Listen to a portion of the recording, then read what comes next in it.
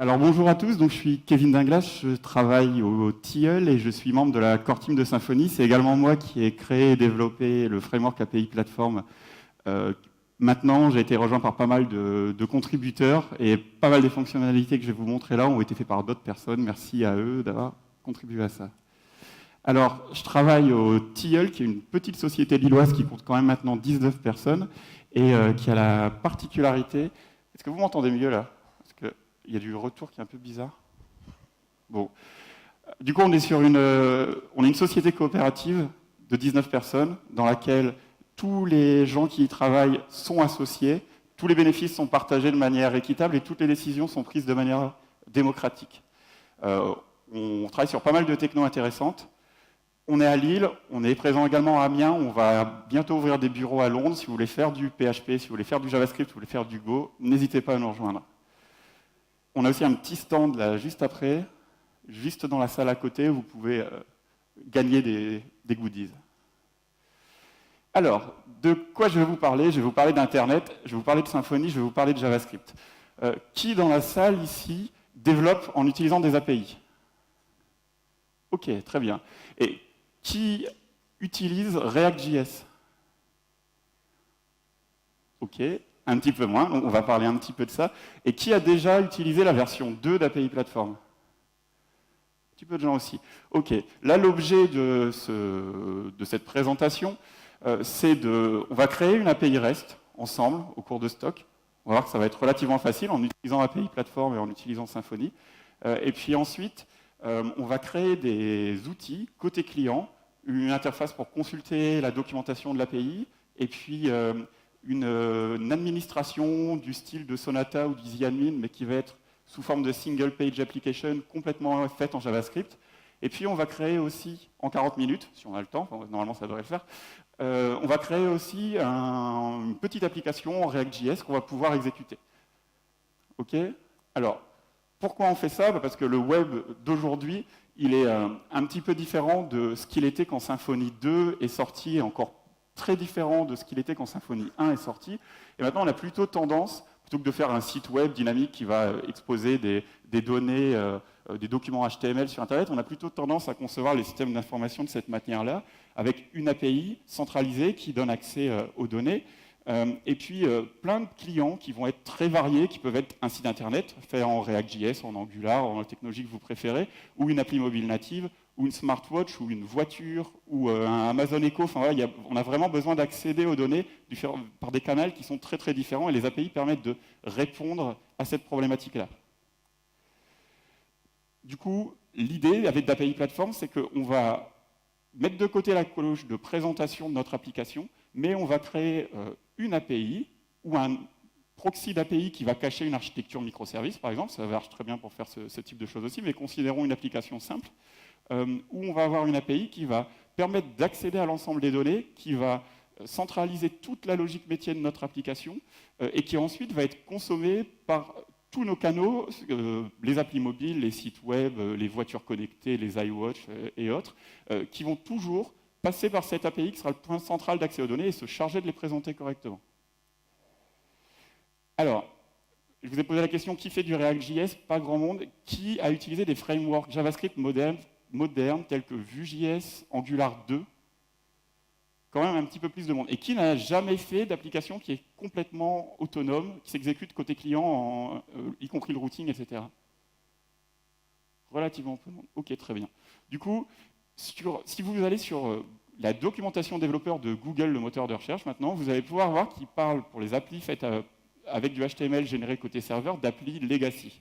La manière, si on veut des interfaces riches, si on veut qu'il n'y ait pas de flash blanc entre chaque page, si on veut que les applications se comportent bien sur mobile et qu'il y ait un transfert de données minimum entre le client et le serveur, la solution maintenant, c'est plutôt de développer une application en JavaScript qui va être composée de fichiers HTML, JavaScript, CSS, qui va être téléchargée lors de la première requête sur le client, et puis ensuite qui va requêter l'API pour récupérer les données et qui ne va jamais se décharger de la mémoire du navigateur web. C'est-à-dire que quand on va cliquer sur un lien, en fait, on va avoir un routeur en JavaScript côté client qui va simuler le changement d'une page et qui va changer l'URL de l'application et qui va faire une requête en Ajax vers le serveur pour récupérer les nouvelles données et se charger de l'afficher. c'est ce qu'on va faire là aujourd'hui. Alors, il y a un autre gros enjeu dans le web moderne, c'est que qui n'a pas de smartphone ici? Personne, c'est normal. Ah, un quand même. Alors toi, tu ne vas pas pouvoir bénéficier des outils qu'on a développés et qu'on va présenter sur les smartphones, mais quand on commence à avoir des sites internet, e-commerce ou médias qui commencent à être un petit peu importants, on veut rendre la possibilité aux utilisateurs de consulter les sites hors ligne, d'avoir une interface agréable, une appli mobile native faite avec les composants natifs du système qu'on utilise Android ou iOS. Et du coup, il existe des outils maintenant qui permettent de développer les single-page applications web et puis les applications mobiles natives qui sont disponibles dans l'App Store, etc., et qui utilisent les composants visuels du système d'exploitation sous-jacent avec la même technologie. C'est le cas de React Native, qui est un outil pour faire ça, aussi de NativeScript pour ceux qui font du Angular 2. Il y a quelques technologies comme ça qui commencent à apparaître et à émerger. Alors, API Platform, c'est un framework pour le web moderne. C'est quelque chose, on va le voir, qui est basé sur Symfony, mais qui va considérer qu'en PHP, du PHP, ça ne s'exécute pas dans un navigateur, ça ne s'exécute pas non plus sur un téléphone. Du coup, on va s'en servir pour faire ce qui fait bien, c'est-à-dire gérer de la donnée métier. Et du coup, on va créer nos API avec ça. Et ensuite, on va utiliser JavaScript, qui est la langue pour toutes les nouvelles applications côté client, pour développer nos clients qui vont consommer cette API. Alors, sur ce framework, pourquoi un nouveau framework? Il y avait déjà quelques outils qui existent. Dans le monde Symfony, il y a FastRest qui est assez connu, il y a AppyGLT, il y a Loopback en Node.js. Si on a décidé de développer une nouvelle solution, c'est parce qu'on aime bien réinventer la roue, mais ce n'est pas que pour ça, il y avait quand même des vraies raisons. C'est d'abord parce qu'on voulait, par rapport à FastRest par exemple, ou à faire des API soi-même, qui n'est pas quelque chose d'évident, quelque chose qui soit extrêmement facile à utiliser pour les développeurs web. Et là, on va voir que l'objectif, on va pouvoir créer une API complète, fonctionnelle, avec l'ensemble des fonctionnalités qu'on peut attendre d'une API moderne, juste en décrivant son modèle de données. Ce qu'on va faire juste après, et n'importe quel développeur web, même s'il n'est pas spécialiste de PHP, va pouvoir développer des API de cette manière-là, qui vont être de bonne facture. L'autre truc, c'est qu'il y a beaucoup de travail sur les API web, qui a lieu pour les rendre interopérables, et pour permettre de développer des outils côté client et côté serveur qui vont permettre de mutualiser du code. Entre autres, c'est tout le travail qui est autour des API hypermédias. J'avais présenté la première version d'API Platform, la V1, il y a 2 ans, ici au Symfony Live, où il y avait une longue partie du talk qui était sur les formats et sur les intérêts. Je vous invite à consulter ce talk qui est toujours valide si ça vous intéresse. Mais ce qu'il faut savoir, ce qu'il faut retenir, c'est qu'il y a des formats, JSON-LD, Hydra, Swagger, qui permettent de donner une couche de normalisation qui manquait aux API REST et qui du coup apparaît. Et du coup, l'autre objectif d'API Platform, c'est de supporter tous ces formats-là nativement sans que ce soit à la charge du développeur. C'est le framework qui va s'en charger. On va le voir là, on va l'utiliser en mode développement rapide. Donc c'est un outil qui permet de créer très rapidement des API qui fonctionnent, mais c'est aussi conçu pour qu'on puisse faire des choses complexes avec. Ça utilise Symfony. Ça utilise massivement le composant Serializer qui a été présenté par Grégoire hier, et ça utilise massivement le composant injection de dépendance, et vous pouvez absolument tout surcharger, changer, remplacer à la volée en utilisant ces composants-là. Alors, quelles sont les fonctionnalités qui sont proposées par défaut? En fait, vous allez pouvoir décrire votre modèle de données en PHP, et puis automatiquement, vous allez avoir une API REST pour ce modèle de données qui va être exposé et qui supporte les fonctionnalités de création, listing, suppression, récupération d'un élément, modification, via les verbes REST classiques. Vous allez avoir, on va voir comment ça marche après, mais la négociation de contenu et le support natif de tous les formats modernes, de tous, en tout cas de la plupart des formats modernes utilisés pour les API web, donc du JSON, du XML, mais aussi du JSON-LD, qui est un format qu'on va voir juste après, qui permet d'ajouter des métadonnées et qui vont permettre de faire des clients qui sont un petit peu plus intelligents qu'avec du JSON classique. HAL, qui est un format un peu plus ancien, et potentiellement n'importe quel autre format qui émerge, type JSON API ou ce genre de choses. On a une documentation de l'API pour les gens qui vont la consommer, un peu à la manière de Nelmio API Doc, mais qui ne lise pas à Nelmio API Doc, qui est basé sur Swagger, qui va être automatiquement généré, pareil, sans qu'on ait rien à faire. On va voir ça aussi. On peut utiliser Doctrine, ce qui est la manière la plus simple de persister les données avec l'API. Il y a un support natif de Doctrine. On peut aussi ne pas l'utiliser. Alors, on va parler du nouveau web, on a parlé des gros changements que représente l'apparition massive du mobile, des apps natives et puis du JavaScript, des single-page applications. Il y a aussi un autre élément qui vient chambouler la manière dont on conçoit des applications et comment on déploie des applications, c'est la conteneurisation. Il y a eu pas mal de talks là-dessus. on va utiliser massivement Docker pour nous aider au développement et pour nous aider à déployer. C'est des trucs qu'on ne verra pas beaucoup plus que ça ici, mais c'est un truc important.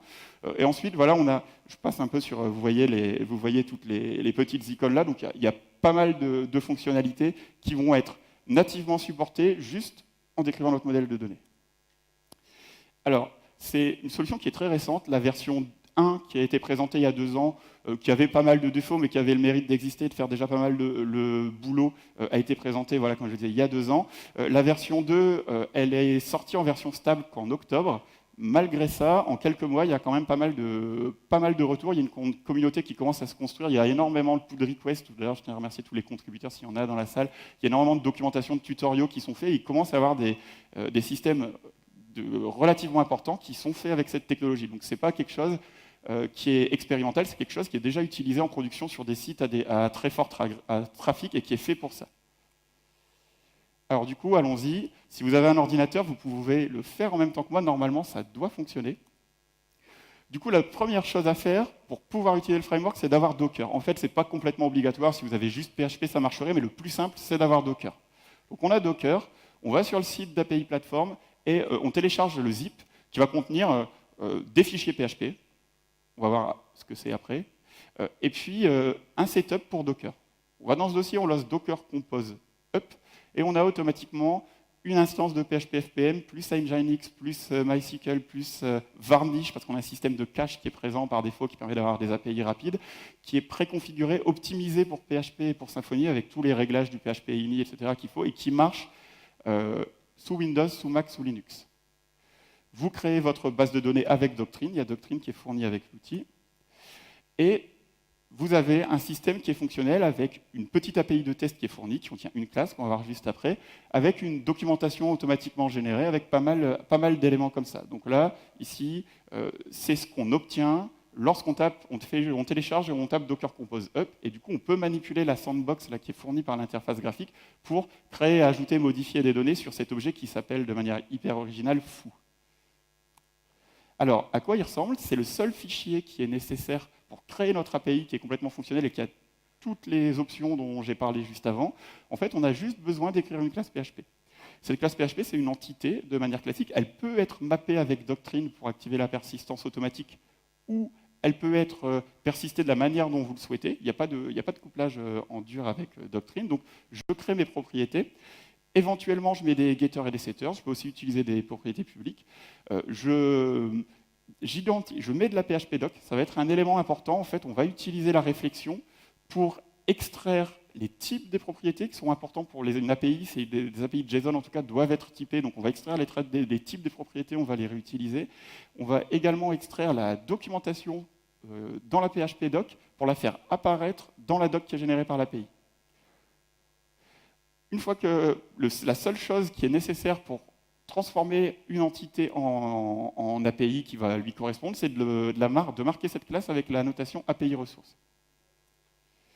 Du coup, vous pouvez créer votre propre modèle de données. Maintenant, on va faire une petite bibliothèque. On va faire, nous aussi, notre startup qui va devenir le Amazon français. Donc, ça aura commencé ici. On crée une entité qui représente un livre relativement minimaliste pour le moment. Il a un ID et il a un titre. On le map avec Doctrine, donc là c'est du Doctrine, tout ce qu'il y a de plus classique. On lui rajoute un petit peu de PHP doc pour indiquer les types et la description, et on ajoute la notation API ressources qui va permettre à API Platform de détecter cette classe, de voir qu'il faut l'exposer publiquement, et puis de générer toutes les opérations REST qui sont liées à ça. Ça suffit pour avoir notre API qui nous permet de manipuler des livres. Maintenant, on va pouvoir créer des livres, on va voir les opérations CRUD classiques, on va voir le support de tous les formats dont j'ai parlé, on a la doc qu'on a vue, on a une documentation dans des formats standardisés, ça va être important, on va en parler après, on a une description complète qui est utilisable, parsable par des machines, en particulier par des clients en JavaScript, qui vont pouvoir deviner en temps réel la structure de l'API, et on a une interface graphique qui va nous permettre, nous, de manipuler l'API, de la tester, et puis d'y donner accès aux développeurs d'applications mobiles. On a aussi nativement la pagination qui est activée, qui n'est pas forcément si évident à faire, et quelques autres petites options comme ça. Alors, petite démo, si ça veut bien marcher. Moi, je ne prends pas de risque, je les enregistre, comme ça, normalement, ça ne tombe pas en panne.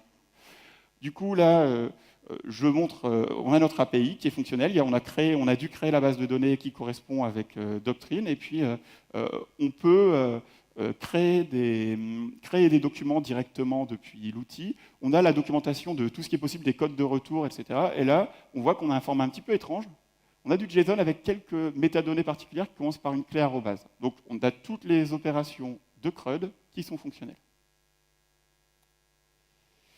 Alors, qu'est-ce que c'est que ce format un petit peu étrange qui est sorti par défaut, sans que vous n'ayez rien à faire, par API Platform? Alors, est-ce que ce schéma, qui est un classique de la création d'API, parle à quelqu'un?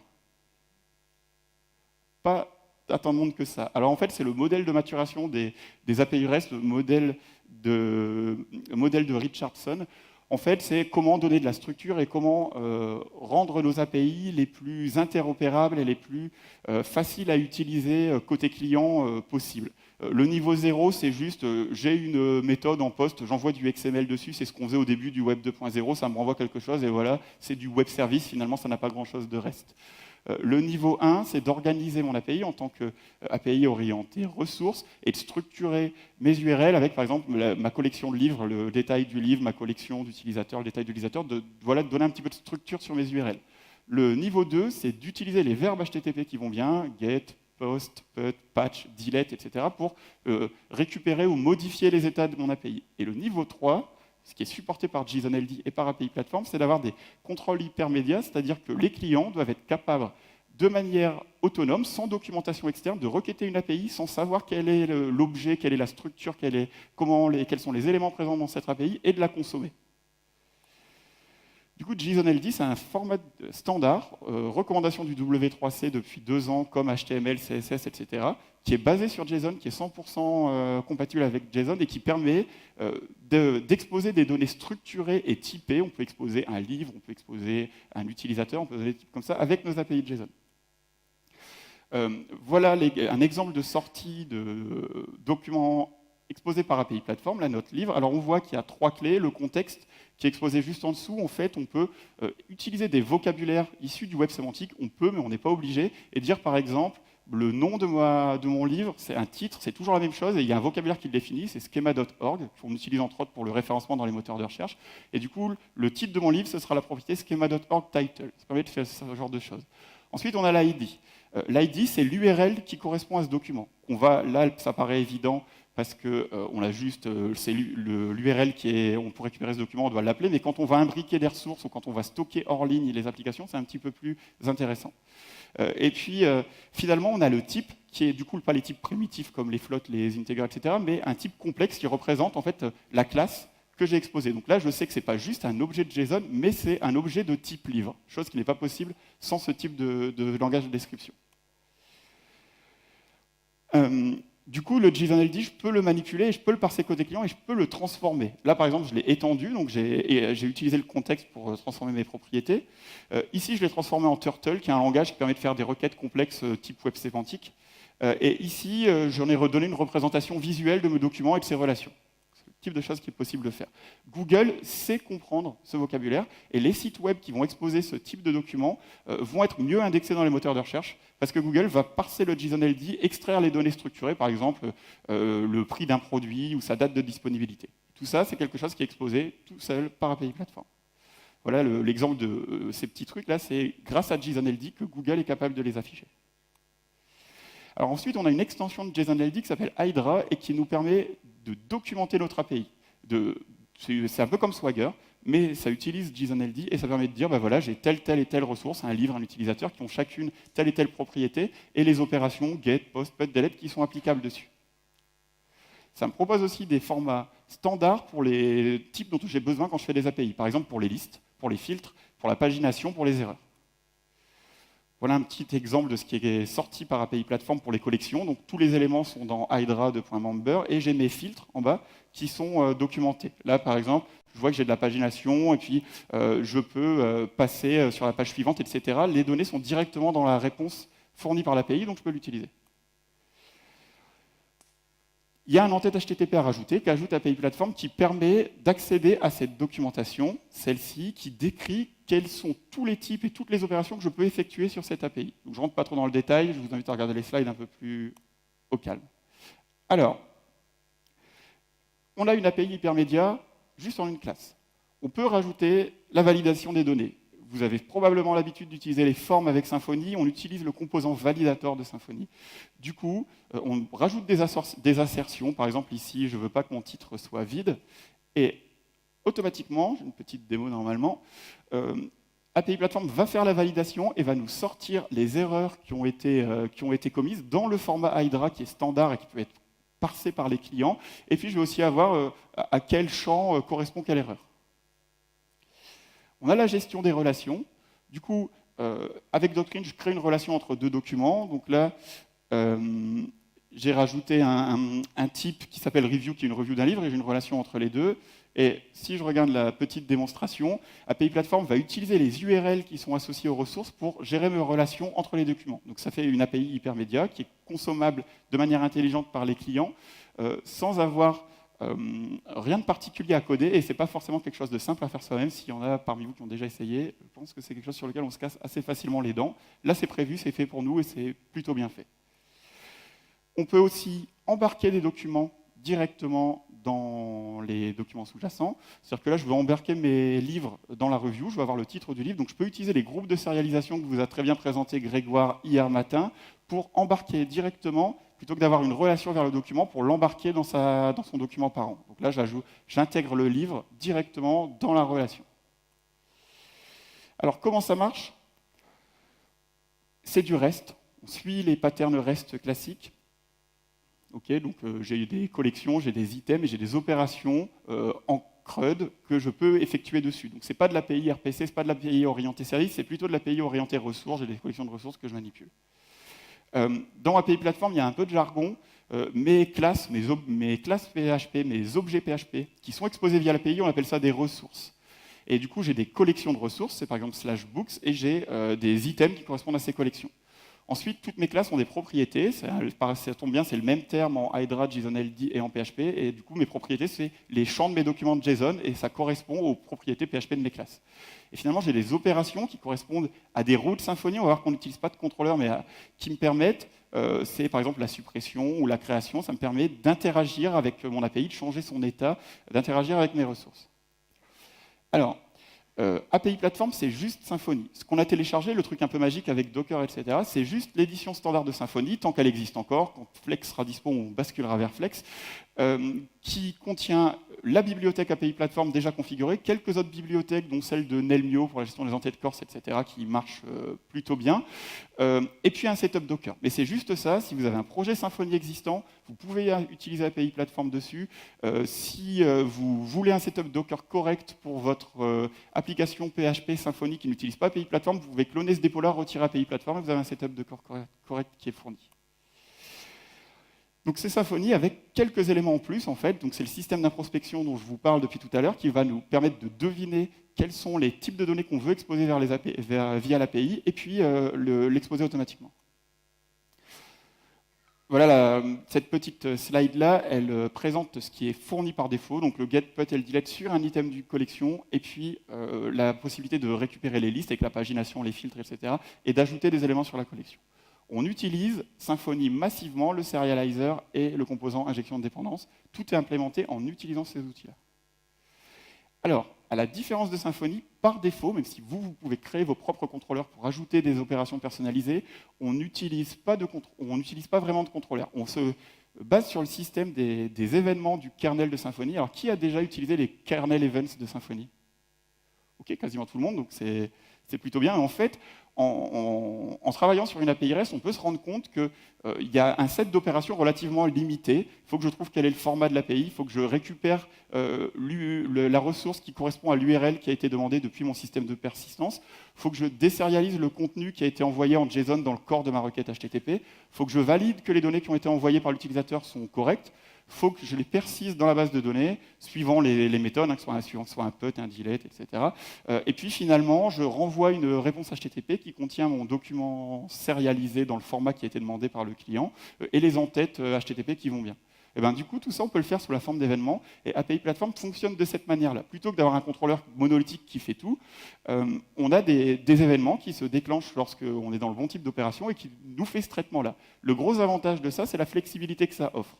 vous pouvez enregistrer vos propres événements, là, les intercaler là où vous voulez, et si par exemple, vous souhaitez avoir un mail qui s'envoie, et ben vous pouvez intercaler un événement qui le fait. Alors je suis un peu short en temps, je m'en doutais un petit peu, donc je vais accélérer un petit peu sur ces parties-là.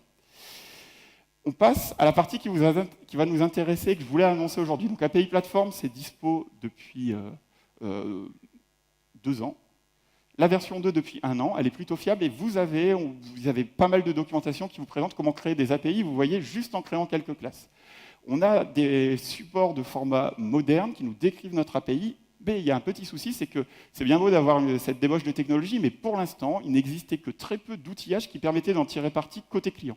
Et du coup, on avait tendance à nous dire, bah ouais, c'est beau ces formats-là, mais vu qu'on ne peut pas les utiliser, ça ne sert pas à grand-chose, c'est pas hyper pragmatique, et c'était pas complètement faux.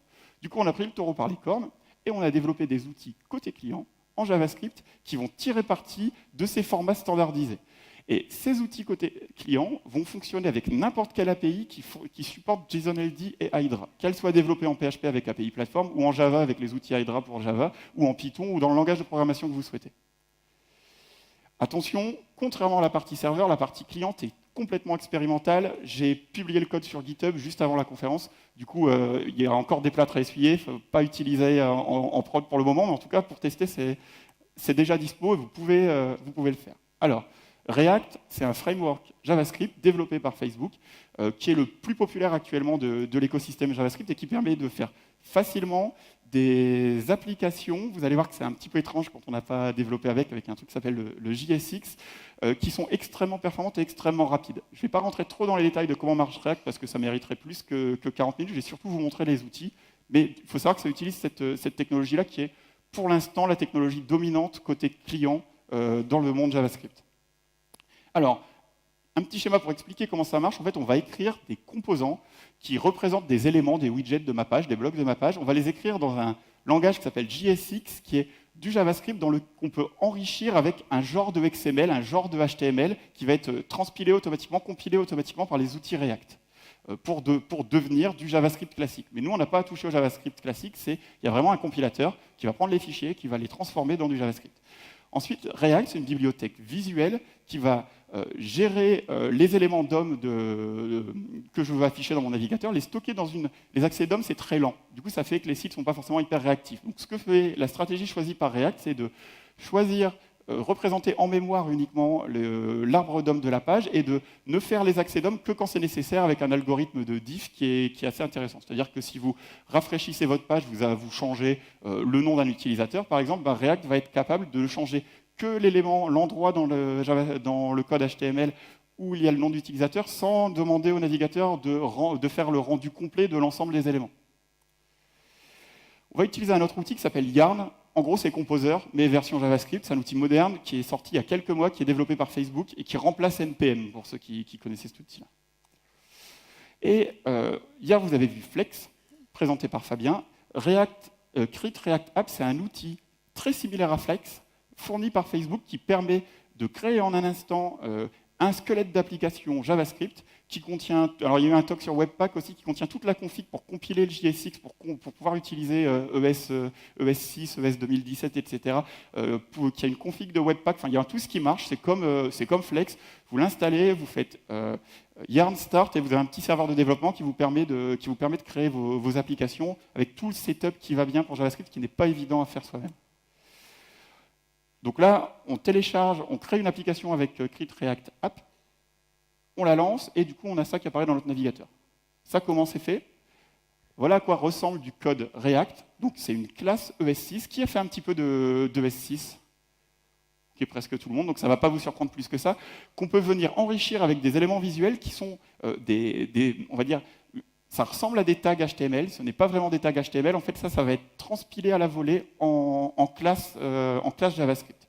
Du coup, on va mixer, c'est paradoxal, mais c'est comme ça que ça fonctionne, notre présentation avec notre code JavaScript directement dans le code JavaScript. Donc là, ce code-là représente la petite page de présentation de React qu'il y avait juste avant.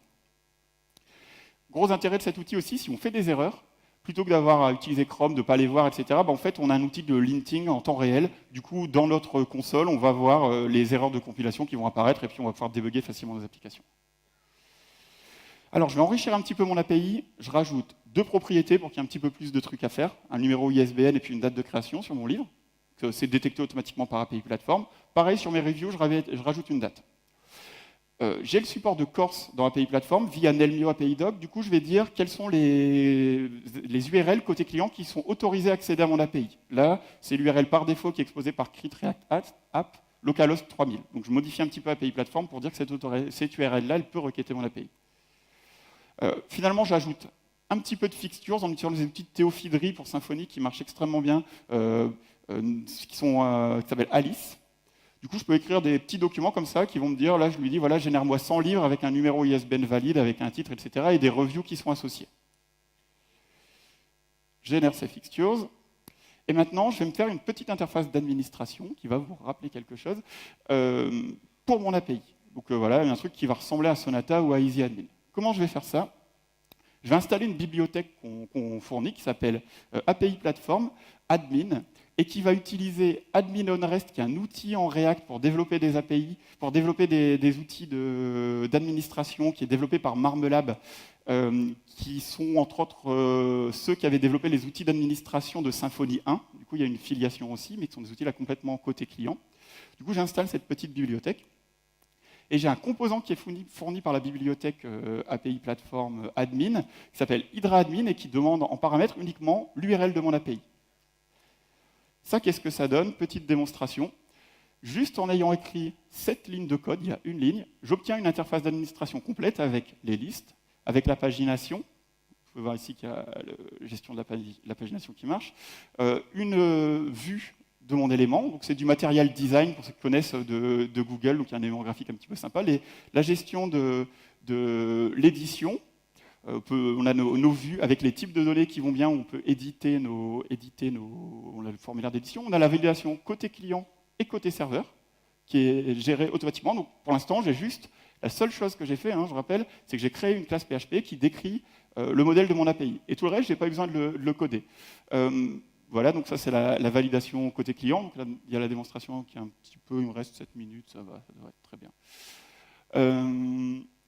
J'ai la gestion des relations qui se fait nativement. Donc là, voilà, on peut voir ça de cette manière-là. On peut cliquer sur une relation. On peut toujours voir les éléments et on va voir qu'on a un formulaire qui est complet, qui nous gère entre autres les dates et les relations comme ça, uniquement parce que dans le format standard qui est Hydra, qui est basé sur JSON-LD, on décrit l'ensemble des fonctionnalités, des types, etc. de mon API, des opérations qui sont disponibles. Donc côté client, on peut les consommer et dynamiquement, on peut construire une interface d'administration. Si je rajoute une entité, si je rajoute un champ, si je change un type, je n'ai pas besoin de modifier de code, tout est pris en compte dynamiquement. Alors, c'est bien beau, mais souvent on a besoin de les personnaliser un petit peu, ces interfaces d'administration. Alors il y a différentes manières de faire. Vous pouvez soit modifier quelques champs, quelques types, etc. C'est ce que je présente là. Je vais rajouter un éditeur de texte enrichi, type TinyMCE, pour le champ de review. Donc là, j'ai accès à la structure de mon API. J'ai une API qui contient des ressources, contient des propriétés. J'accède, je modifie le composant associé à cette propriété. C'est la manière simple. J'ai une manière un petit peu plus avancée. Admin on Rest de Marmelab comme API Platform Admin sont juste des composants React, donc une hiérarchie de composants. Tous les éléments, les boutons, les champs, les listes, etc., c'est des composants React. Et du coup, vous pouvez créer vos propres applications 100% personnalisées en piochant juste des composants dans API Platform ou dans Admin on Rest pour créer votre administration sur mesure qui n'aurait pas forcément le même look and feel. Du coup, là, en ayant juste changé le type de mon champ review, j'ai un petit éditeur de texte qui enrichi, qui devient disponible automatiquement dans l'administration. Autre outil qu'on a développé, puis je finis là-dessus, vu qu'on a développé un client qui est capable de parser cette API doc, on peut aussi se faciliter la création d'applications type SPA et d'applications de type mobile. Comment on va utiliser un petit outil écrit en Node.js qui s'appelle API Platform Generate CRUD et qui va être un peu l'équivalent de Sensio Generator Bundle, donc qui permettent de générer du CRUD sur des entités doctrines, sauf que on va utiliser la doc Hydra et on va tout faire côté client. Alors on installe ça, on va utiliser des outils qui sont les plus populaires et les plus standards dans le stack React, donc il y a React lui-même, avec de l'ES 2015, il y a un routeur côté client, parce que le routing du coup se fait en JavaScript, qui s'appelle React Router, qui est aussi l'outil de routing le plus populaire dans cet écosystème. Il y a Redux, qui est un outil qui permet de manipuler les états de mon application, et je ne vais pas rentrer dans les détails parce qu'on n'a pas le temps, mais ça me permet de donner de la structure à mon code, c'est ça qu'il faut comprendre, et ça permet de gérer plus facilement de donner de la structure à mon code, et j'ai le support, et j'ai des bibliothèques qui sont pour Redux qui me permettent de gérer mes formulaires et mes requêtes Ajax en asynchrone. Donc tout ça, c'est le stack qu'on va utiliser pour le générateur de code. J'ai aussi le support optionnel de Twitter Bootstrap et de toutes les règles d'accessibilité type Rolaria pour les personnes handicapées qui sont automatiquement implémentées. Alors ça, je passe dessus, c'est le fonctionnement de Redux que je vous invite à regarder, qui est très intéressant même d'un point de vue développeur backend, ça donne pas mal d'idées sur comment structurer ces applications. Comment ça fonctionne? Donc j'utilise toujours Crit React App, et puis je tape une commande, API Platform Generate CRUD, je pointe l'URL de mon API, je donne le dossier dans lequel est mon application React, et éventuellement je passe un flag pour dire quelle est la ressource pour laquelle je veux générer du code. Si je passe pas de flag, il va générer le code pour toutes les ressources. Automatiquement, ça fait quoi? Ça va me générer sur le disque des fichiers qui vont être un squelette d'application fonctionnel pour l'entité que je viens de donner. Donc là, c'est le code qui est généré sur le disque dur. Un petit peu à la manière de Essential Generator Bundle, vraiment côté client. Ça, j'ai besoin de l'enregistrer. En fait, le routing, j'ai besoin d'avoir un fichier principal dans lequel j'associe un composant à une route. Donc ça, je dois le faire à la main. Il y a du code qui est suggéré, mais on ne peut pas l'automatiser pour le moment. Juste en ayant fait ça, petite démonstration, j'obtiens ce type d'interface-là. Vous voyez que c'est beaucoup plus minimaliste. C'est fait exprès. L'objectif, c'est que vous preniez le code et vous l'éditiez, et vous le faites ressembler à ce qui vous intéresse le plus. Donc, on a un formulaire d'édition avec de la validation, vous voyez, côté client, mais aussi côté serveur. On a tous les champs qui correspondent à l'API qu'on a créé tout à l'heure. Alors, c'est un petit peu embêtant parce que je ne vois pas sur l'écran défiler en même temps. Voilà, on a notre formulaire, on peut gérer nos dates, etc. On fait l'envoi, on a le loading, on a la gestion des erreurs côté serveur. Là, j'ai envoyé un format qui n'est pas valide, je dois envoyer une relation vers un document, j'ai envoyé autre chose. Bon, je vais corriger, vous voyez que ça fonctionne. Et hop, j'ai un formulaire d'édition. Alors pour l'instant, il n'y a pas de vue en lecture seule. Il y a la vue lecture et la vue édition, c'est la même. J'ai une petite liste. J'ai la gestion des erreurs, et puis j'ai aussi la possibilité, donc j'ai erreur qui s'affiche sous le bon champ, avec le tagging Bootstrap qui va bien pour que ça s'affiche correctement, etc. Les rôles ARIA qui vont bien pour qu'un lecteur d'écran pour les personnes handicapées soit capable de détecter qu'il y a eu une erreur. Et puis finalement, la suppression de l'application. Alors tout ça se fait uniquement côté client, il n'y a pas de rechargement de page, il n'y a pas de round trip excepté en Ajax avec le serveur pour afficher ça. Alors, là, c'est des petits exemples de code, du code qui est généré. Vous voyez que c'est du code, je ne vais pas rentrer trop dans le détail, mais en gros, j'ai tout le code pour Redux et pour React qui est généré. Il y a 3 fichiers par entité, donc c'est pas énorme. Il y a 3 fichiers par entité et par vue. Pour chaque vue, il y a 3 fichiers. Donc pour la liste, pour l'édition, pour la création. C'est du code ES6, valide, minimaliste, que vous allez venir enrichir et qui a été conçu pour être le plus facile à tester et à maintenir possible. Donc là, on a le petit client qui est généré et qui permet de faire les requêtes vers l'API, qui utilise la fonction fetch de S6 qui vient remplacer XHR. Ici, on a les actions et les actions créateurs Redux. On va dire que Redux est basé sur un système événementiel, et du coup, c'est ce que je vais appeler pour déclencher un événement dans mon API. Dans mon client, pardon. On a les reducers qui vont être en fait des event listeners qui vont venir mettre à jour le store, l'état global de mon application qui est stocké par Redux. Donc en fait, le principe de Redux en quelques minutes, c'est que je vais stocker toutes les données et tous les états, quels sont l'écran activé, quelle est l'erreur, la dernière heure, etc., dans un arbre immutable global à mon application. Et ensuite, je vais venir déclencher des actions qui vont me permettre de venir modifier cet arbre. Donc en fait, comme c'est un arbre immutable, on va en faire une nouvelle copie. Quand la nouvelle copie de cet arbre va être disponible, l'intégration de Redux avec React, Redux marche aussi avec d'autres bibliothèques comme Vue.js ou Angular, va faire en sorte que React va mettre à jour l'affichage de la vue pour que ce qui soit représenté, affiché dans le navigateur, corresponde à la nouvelle version de l'arbre qui représente l'état de mon application. Okay, donc là, ici, on a nos actions creators. Ici, on a les petits composants visuels qui sont faits avec JSX et Twitter Bootstrap, qui représentent chacune de mes vues. Donc vous voyez que c'est quelque chose d'assez petit, il y a 30 lignes de code à chaque fois, et vous pouvez venir là-dedans, éditer et vous en servir pour créer vos propres clients. Là, c'est le lien entre Redux et Bootstrap. Entre Redux et React. Notre petit formulaire, alors vous voyez que ça ressemble finalement relativement fort au framework de formulaire de Symfony, sauf qu'il n'y a pas d'a priori visuel. Là, vous écrivez le HTML que vous voulez, ça crée un objet de JSON par derrière qui va être envoyé à l'API. Donc, contrairement aux outils de Symfony qui sont parfois un petit peu difficiles à t'aimer visuellement, là, vos intégrateurs peuvent faire absolument ce qu'ils veulent d'un point de vue visuel. C'est ma dernière slide, donc je suis plutôt dans les temps. Là, on a généré une ESP1. React supporte, comme je le disais au tout départ, la création d'applications mobiles natives qui vont utiliser de manière sous-jacente Swift ou Android, suivant la plateforme, pour faire des composants visuels qui ne sont pas du Cordova ou ce genre de trucs, qui ne sont pas du JavaScript qui est exécuté dans une WebView, mais qui sont les vrais éléments visuels du système avec les performances qui vont avec. Et tous les éléments que j'ai présentés juste avant sont compatibles avec React Native. Ce n'est pas encore disponible, mais d'ici 1 à 2 semaines, on va proposer une option sur ce générateur de code qui, au lieu de générer une vue en HTML, comme on l'a vu là, va générer des vues pour Android et pour iOS via React Native pour créer de l'appli qui sera disponible dans les App Store. Pile dans les temps. Merci beaucoup.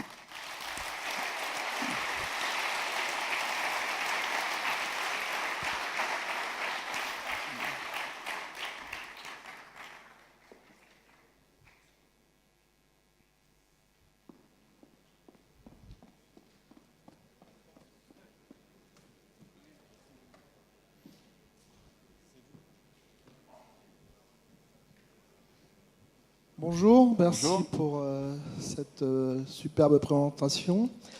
J'avais une petite question par rapport à la démo côté génération de l'API. On n'a pas vu en fait tout ce qui concernait l'accès à la partie métier. La partie métier ? Ouais, effectivement. Alors là, on a géré juste du CRUD, et l'idée, c'est que l'accès aux ressources se fasse de manière transparente. La partie métier, en fait, la philosophie du framework, c'est vrai que je ne l'ai pas forcément expliqué de cette manière-là, mais c'est de vous permettre de vous concentrer uniquement sur le métier, sur la partie, le service que vous voulez rendre, et éviter toute la partie technique là qu'on vient de voir là. Alors, comment on l'a fait, la partie métier côté API ? C'est du Symfony. Du coup, on crée des services, on crée notre couche métier, on peut suivre les patterns que l'on veut, il n'y a aucun a priori là-dessus. On peut faire du CQRS, comme c'était vu hier, on peut organiser le service exactement comme on veut, et ensuite, quand on a nos requêtes de mise à jour des ressources qui vont être effectuées, on utilise le système d'événements que j'ai brièvement présenté pour récupérer la donnée sur laquelle on est en train d'accéder, récupérer l'action qui a été effectuée et laisser le traitement à notre couche métier qu'on aura organisé de la manière que l'on souhaite l'effectuer. Je ne sais pas si ça répond trop à ta question. Donc ça veut dire que c'est au moment où on intercepte la demande par exemple d'intégration de données ou une mise à jour de données qu'il faut débrancher sur l'appel à la partie métier, c'est ça ? En fait, il n'y a pas besoin de débrancher, c'est un système événementiel, donc on peut dire j'enregistre un événement, par exemple, à l'endroit où j'ai reçu, je sais pas, l'ajout d'un élément au panier, et puis du coup, dans cet événement, j'appelle un web service pour notifier mon système, si je travaille avec Shopify, pour que la commande soit passée dans mon système d'information qui fait avec Shopify. Je sais pas si... Et si on ne veut pas exposer en fait, la totalité de l'entité à travers l'API ?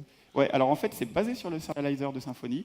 Et tout ce que vous avez vu hier dans le talk de Grégoire sur les groupes de serialisation pour en masquer une certaine partie, les callbacks à utiliser en cas de référence circulaire, enfin absolument toutes les fonctionnalités du serializer de Symfony sont dispo avec API Platform.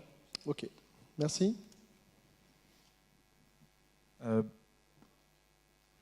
Ouais, bonjour, moi c'était au niveau de la sécurité, du coup, si j'ai bien compris, c'est au niveau des événements qu'on va par exemple bloquer la requête en cours. Ouais, alors, par défaut, il n'y a pas d'intégration autre que ce qui est déjà disponible dans Symfony pour la sécurité. Donc il y a pour l'instant deux manières de faire. Soit tu vas aller directement, c'est du REST, donc les patterns d'URL sont prédictibles. Ouais, je ne voyais pas avec la lumière. Les patterns d'URL sont prédictibles, donc tu peux aller dans security.yaml et puis directement dire, bah voilà, il faut que seulement les admins peuvent accéder en méthode post sur la création de tel. Donc ça, c'est un truc qui marche bien. Tu peux utiliser tous les bundles disponibles, type FOSS, OAuth Server ou bien Lexic JWT pour ajouter un mécanisme d'authentification au-dessus. Et si tu veux bloquer de manière un peu plus fine que toute une ressource ou toute une URL, effectivement, il faut utiliser les événements. Du coup, tu peux brancher un événement qui va lever une exception de sécurité dans le cas que tu auras défini. Alors, c'est un truc qui est une demande très récurrente. On est en train de bosser sur une version 2.1 d'API Platform qui va sortir très prochainement. Et dans la version 2.1 d'API Platform, il y a une gestion native des règles d'autorisation. Tu utilises un événement, en fait, on ne l'a pas implémenté de manière magique. Ça pouvait s'implémenter userland, mais là, du coup, on l'a fait monter dans le framework. Et du coup, on va pouvoir maintenant, en plus de ce qui existait déjà, avoir une annotation qui va marcher avec la notation API ressources, qui ressemble très fort, qui est basée sur la notation @security que vous pouvez déjà utiliser dans les contrôleurs Symfony, et qui va vous donner accès à expression language. Et vous allez pouvoir du coup tester pour une entité donnée si l'utilisateur c'est celui qui l'a créé ou si l'utilisateur a le rôle utilisateur avancé ou un truc comme ça. Et si c'est pas le cas, automatiquement API Platform va lever l'exception de sécurité. Ça, c'est une nouvelle fonctionnalité. Ok, merci beaucoup.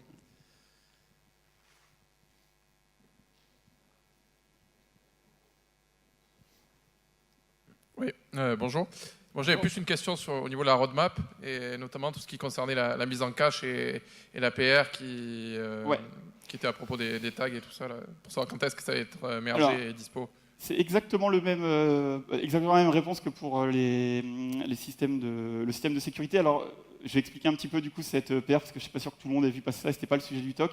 Si vous avez vu la présentation de Jérémy de Russet hier sur le cache par invalidation, en fait, les API hypermédias permettent de faire ça très facilement. C'est-à-dire qu'on peut stocker toutes les réponses de notre API dans un varnish et faire en sorte que ce soit toujours varnish qui serve la donnée au client. Comme ça, c'est des performances qui sont monstrueuses, vu qu'il n'y a pas de PHP qui est exécuté du tout lorsqu'il y a des requêtes en lecture. Et on peut venir invalider les requêtes, les données qui sont en temps réel vers le varnish, parce que toutes les ressources ont une URL, donc on est capable de dire, bah, dans cette liste d'éléments de livres qui contient des reviews qui sont imbriquées, j'ai les reviews 27, 32 et 21 qui ont été ajoutées dedans. La review 21, elle a été modifiée, donc tout ce qui contient la review 21, je dois la supprimer.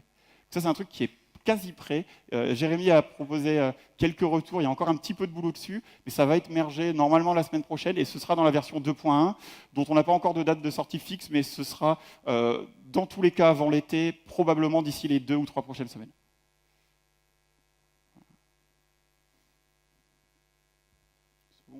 Merci à tous.